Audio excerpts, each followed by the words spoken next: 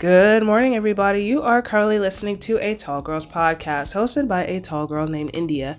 I hope everyone here is having a fantastic day, night, week, month, year so far. Before I get into this episode, I do want to remind you to check out my socials at a Tall Girls podcast on Instagram, TikTok, and Pinterest so that you can stay up to date on all of the latest podcast episodes and catch a glimpse of my everyday life. I'm just going to get straight into it today. As you can tell by the title of the episode, I'm in Italy. Like, what is even going on right now? I'm physically, my body is in Italy right now. It's insane to me, dude. Not for vacation, though. I am here for study abroad, so I will be schooling. It's actually one of my requirements for my school that I'm at. So no, I'm not here to partay or whatever.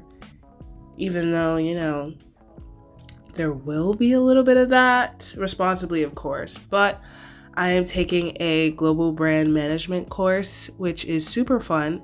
But the credit does transfer back to my school, meaning that it will affect my GPA. So we actually got to work our butts off here. I flew in on last Wednesday. My flight was actually last Tuesday. And boy, did it suck. I kind of forgot how bad airplane seats were. I mean, I had a window seat, so it wasn't super, super bad. But there was this guy who was indeed much taller than I am. He was at least 6'5". And once I saw him, I automatically knew this man is not going to have a good ride because his knees were touching the back of the seat that was in front of him. And on top of that, the lady that was sitting in front of him kept reclining her seat. He looked so uncomfortable. I felt so bad for him. Well, not too bad. You want to know why? Because he kept manspreading. And when I tell you he was manspreading, he was manspreading times 2. Not even, times 3. I genuinely hate it when people manspread, and on top of that, we were in economy seats, so there's virtually no room in the first place. So that, in combination with the fact that this man's legs were all up on mine, made that 6-hour flight horrendous. But nonetheless, I had a connecting flight, so we landed in Paris. Oh my gosh, I'm telling you, when we were on the ground, I was so glad because number one, I actually didn't even get up the entire flight. I sat down for 6 hours straight, which I think is unhealthy. I took this fitness, whatever, class when I was a senior in high school at a college, and there's something called sitting disease where if you sit down for more than 1 hour and don't get up to walk around, that's dangerous. So you're taking years off your life. So how many years of my life did I take off by just sitting there for those 6 hours? But there was no way I was trying to, because I was on a window seat, so I had to go through everybody, and that was not going to be okay. So I tried my best to sleep, but I just couldn't sleep that well. I got a total of 3 hours of sleep that entire night. But I watched a lot of movies. I had to watch some scary movies to keep me going. But nonetheless, we landed in Paris. Almost missed that flight, by the way, which was nice. But that was because, number one, that flight to Paris actually left 40 minutes late. So I was supposed to have about an hour-ish in between those two flights to get to my gate, sit down, breathe and stuff and kind of process what's going on. But the flight left 40 minutes late. And we had to go through border control. So that's where you kind of have to go through this process of you get your passport scanned and they got to take a photo of you and stuff. And that line was long. Everybody on that flight had to go through that. And it was just so congested. And half the time, people didn't know how to use the machines. So they're just standing there, just looking around what's going on? There was only one person that was helping people with 5 different machines. So it just took a minute to get through that. And then on top of that, I really had to use the bathroom. So after the whole border control thing, which took 80 years to get through, the gate was already open and it was getting ready to close. So I'm here using my long legs to my advantage to sprint to the other side of the airport. I'm like, bro, I really need to find a bathroom because I don't think I can hold it much longer. Because keep in mind, I did not get up on that 6-hour flight. So I was sprinting over to where my gate is. I see where my gate is, but then the bathroom was on the floor beneath where my gate was. So I had to fly, not even run, fly down the stairs to use the bathroom. Thank goodness there was no line. Used the bathroom, I had to fly back upstairs. But nonetheless, I made the flight, and that's just a good thing. And on that flight, actually, it was from Paris to Florence, and I saw a lot of people around my age, so I figured that some of those people might be going to school with me. And whenever I would like talk to my parents or whatever on the phone, they were not even telling me, they were yelling at me, they were screaming at me, like, talk to people, talk to them, ask them if they're going to your school. And I'm like, I guess. So on that flight to Florence, I actually met someone that was studying at the same school that I was, so that was nice. And a lot of people on that flight were actually studying at the same school as me, which is so cool. I met more of them when I was at baggage claim, but none of them have the same class as me. So like a lot of them were taking Italian or like wine marketing, something like that. But once I told them global brand management, they're like, what? They're like, what even is that? I mean, I get it. My class is very specific and very unique. And I also did see on the website that the class isn't even full. So I'm hoping it's a small class. I prefer small classes, but we'll see in due time. But yeah, nobody had the same class as me, which kind of made me sad because I was like, dang, like I really was trying to link up with somebody who had the same class as me. But after that, after trying to like, talk to these people, I'm trying to figure out where these people are staying, because this school is not like a college campus type situation where everything is just in one central area on the campus. Like, you have your buildings for the school, and then like the dorms and the cafeteria and the even the bars are like all in like one central campus area. Like there's like different buildings on different streets, and where we were staying is like in different areas. So everything was a little bit all over the place in terms of where everything is in terms of the school. So what happened was that I had to check in at a completely different place from where everybody was. Yeah, they changed my housing situation last minute because they're like, yeah, due to a surge in the need of housing, like we had to move you over here, yada, yada, yada. I was like, oh, okay, I guess. But I was asking around to the people that I was talking to. I was like, yo, like, where are you guys going? Everybody was they had this one email that they had to go to this one place, and everybody that I spoke to got that email. And I'm like, I did not get this email. And, I was on the verge of actually going to the same place as where they were going, but something was telling me, like, that makes absolutely no sense. That would be a waste of time, because if they all had to check in there, if they all got that email and I didn't get that email, I'm not supposed to be there. So I just ended up going to a different place. I actually met with a girl who goes to my school back home in New York. And she ended up getting that email too. But you know what? She helped me out. She calmed me down. She showed me where the taxis were. She's just like, yeah, text me when we get there. I was like, oh my God, thank you for like actually supporting me or whatever, because I was having a crisis. At that point, I was like, oh my gosh, I'm gonna be all alone. But it wasn't that bad, She told me where the taxis were, yada, yada, yada. She helped me get set up. And the taxi driver was super nice. He told me the places to go, places to check out, asking me questions, telling me, watch my stuff because pickpocketing is crazy out here. I was like, oh goodness, gotta watch out for my stuff.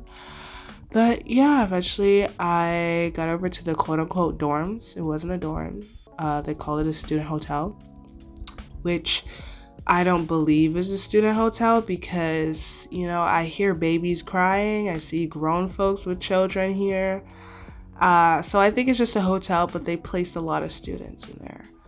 Yeah, my taxi driver dropped me off, put my suitcase right in front of the door, said bye, and I was like, I don't even know how to get into this building. But I eventually figured it out. I got there at like 10 a.m. and my check-in time was 3 p.m. We love that, don't we? A whole 5 hours early. But there were actually a couple of people there who had to check in at 3 p.m. and they were going to the same school. So I was like, yo, are you trying to vibe for 5 hours? So we just banded together and walked around for a while. It was 5 of us, including me. We saw the Duomo. We saw a couple cathedrals. And we walked across the Ponte Vecchio, I think it's called. It's like a bridge type of situation. Breathtaking. The bridge had the best view. And I'm not gonna lie to y'all, these people here are not tall. Like, I just had to bring that up. Like, these people here are not the tallest when I was walking around. Because, you know, when you walk around, you're trying to get a vibe of, like, who's there. Like, who are the hooduns? Like, who are the nice-looking people? Like, what are these people like? Are they nice? Are they mean? Etc., etc. But they are not tall. No, because why is everyone here actually kind of short? Okay, I may be exaggerating. Well, am I? But anyways, 3 p.m. eventually came around and we went back to the student hotel and checked in. And once I put my bags in my room, the room was like really cute though. I mean, it's literally like a hotel room. There's no fridge. Well, there is a fridge. It's a tiny fridge. It's not like a big fridge. There's no kitchen in here. There's no place. Well, there is. There is a place to actually cook food. And I had the intention of using that kitchen. But when I asked them, they're like, no, the kitchen is closed for the summer. I was like, why would you do that? But whatever. That's besides the point. Once I came in, I dropped off all my bags and went right back out because I was like, immediately, I need to find water. Because like I said, it's a hotel. Like, I'm not drinking any tap water from the bathroom. But there's like, I don't know, there's just nothing here besides a little desk, a bed, and a bathroom. So I just had to go back out, make a U-turn, get some water and a few other things because like I said, tiny fridge can't really put much of anything in there, I guess. So pack of large waters, a little bit of fruit, some mini breads to snack on. And then after that, I took a tour of the place that I'm staying. There's a whole cinema room, a gym, a lounge area. I vibe with this place. And somehow in all of that, I missed my housing orientation. Yeah. I got a email from the lady who was like, hey, India, you know, I tried knocking on your door for the housing orientation, but you weren't there. So I'm going to need you to come by the office the next day. And I'm like, first of all, if there was a housing orientation, why did you tell me there was going to be a housing orientation in the email? I have like a set time for that. Do you think that would be smart? And then on top of that, it wasn't even an orientation. It was a personal orientation. They were pulling people one by one. And I'm like, that makes absolutely no sense. You should have just called everybody downstairs together so we all know like who is going to the same school as us and also staying in the same place and have the orientation with everybody there. Duh. But anyways, the next day, which was last Thursday, keep up with me here, I had to go to the office. I got my food vouchers because your girl gotta eat and also some important documents. And then from there, I went straight to my school's orientation where my main takeaway was to stay out of jail because the U.S. Embassy can't get us out. Yeah, there was a literal slide dedicated to that point. It said, stay out of jail, ! Yeah,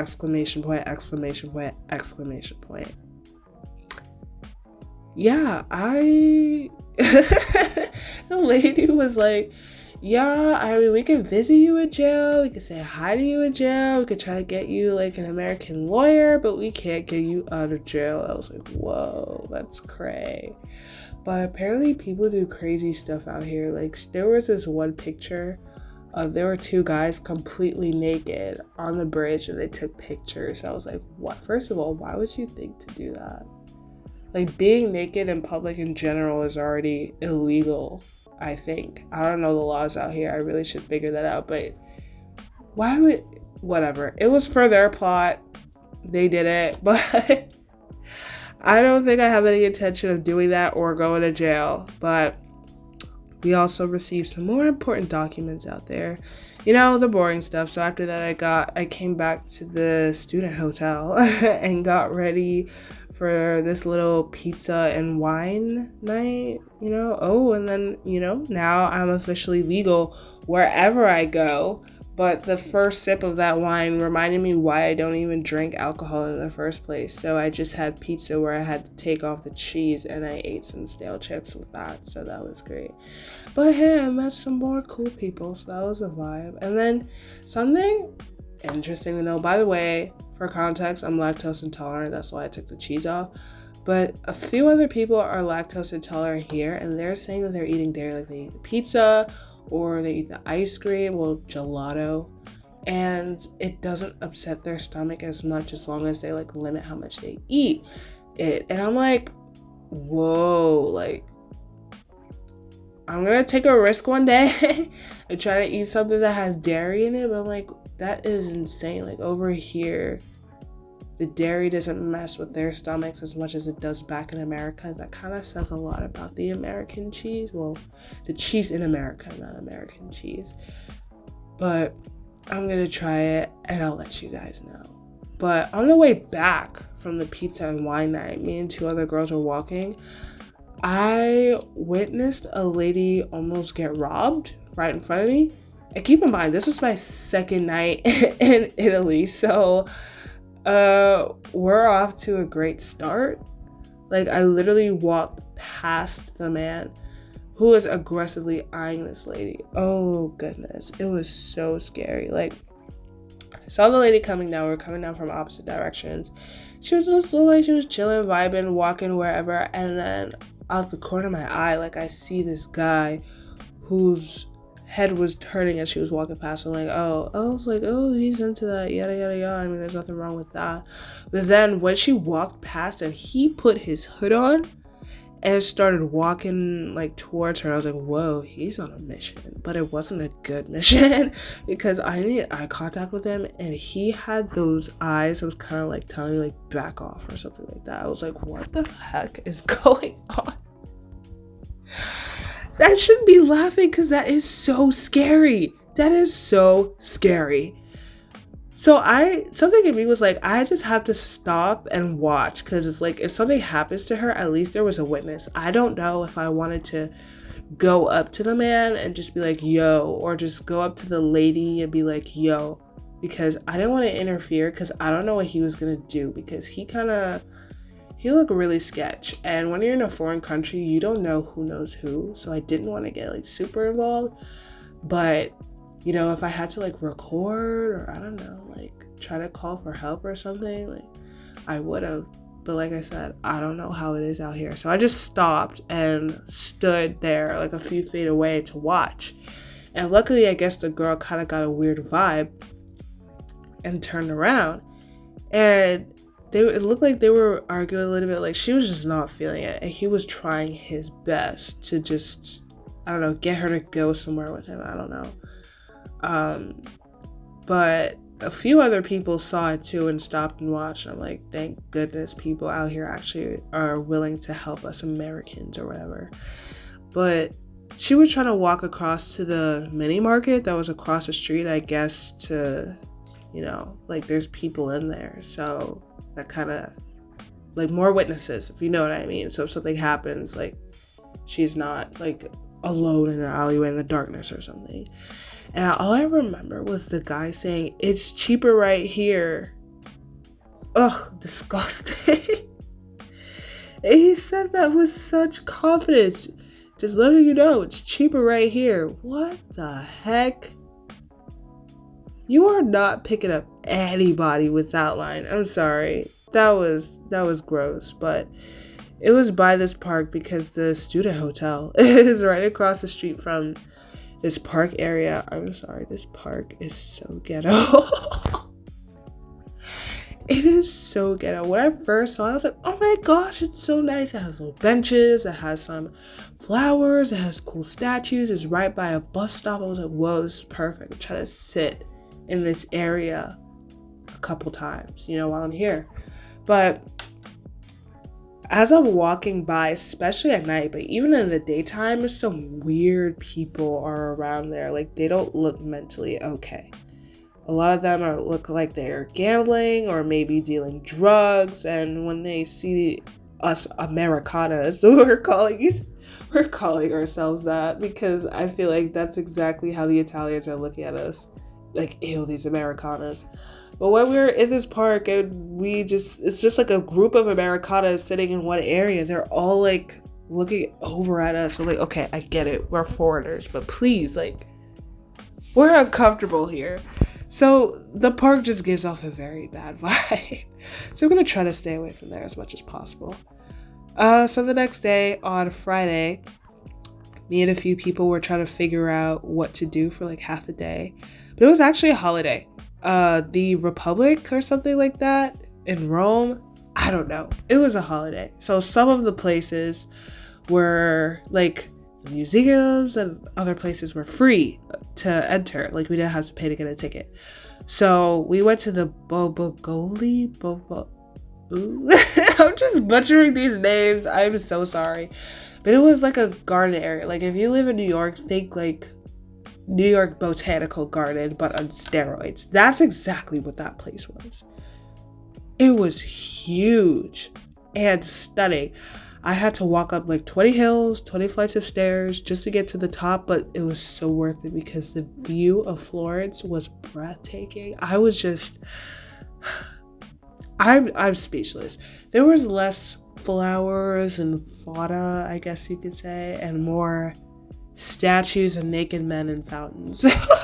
And this one girl who I was with, she somehow knows all of the names of these statues. So she was telling me all the names, but me, I don't remember any of them. So that's fun. And it was raining for much of that day, like storming, actually storming.